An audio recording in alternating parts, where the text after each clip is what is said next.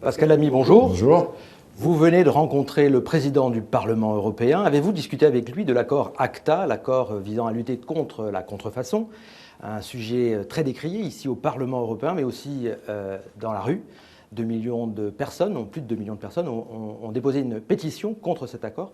Avez-vous discuté avec lui de ce problème ? Nous en avons parlé parce que c'est un sujet d'actualité pour le Parlement européen, mais en tant que directeur général de l'OMC, je ne connais pas cet accord, qui est un accord qui a été négocié ailleurs qu'à l'OMC par certains membres qui sont aussi membres de l'OMC. Mais ça n'est pas un accord OMC, un accord multilatéral, c'est un accord entre, qu'on appelle dans notre jargon, plurilatéral. Et jusqu'à présent, la question de la compatibilité entre cet accord, les obligations qu'il comporte, et celles qui ont été souscrites par l'ensemble des membres de l'OMC dans l'accord sur la propriété intellectuelle de l'OMC n'a pas été soulevée. La crise de la dette dans la zone euro continue. Vous avez parlé il y a quelque temps déjà qu'il fallait maintenant faire un saut supplémentaire vers un peu plus de fédéralisme. Est-ce que vous pensez que l'Union européenne va dans cette direction en ce moment ?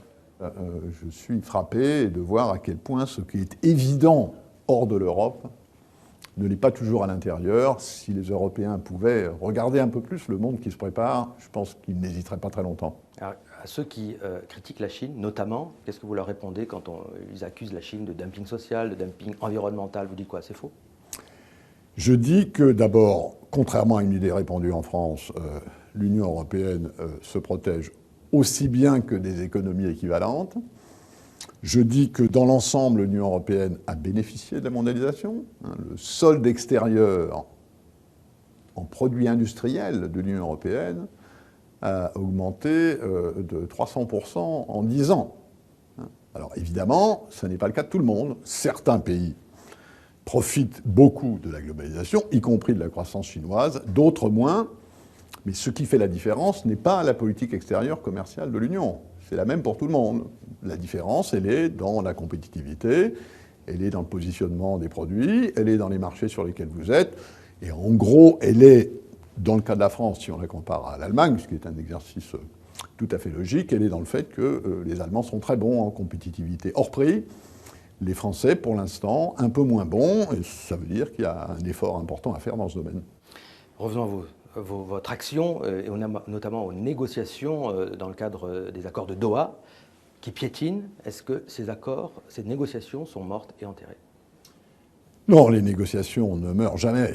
Il est vrai que depuis 3 ans, la négociation globale, qui consiste à mettre ensemble 20 sujets et à faire un gros paquet, n'a pas avancé, pour des raisons d'ailleurs qui tiennent essentiellement à des désaccords entre les Américains d'un côté et les Chinois de l'autre.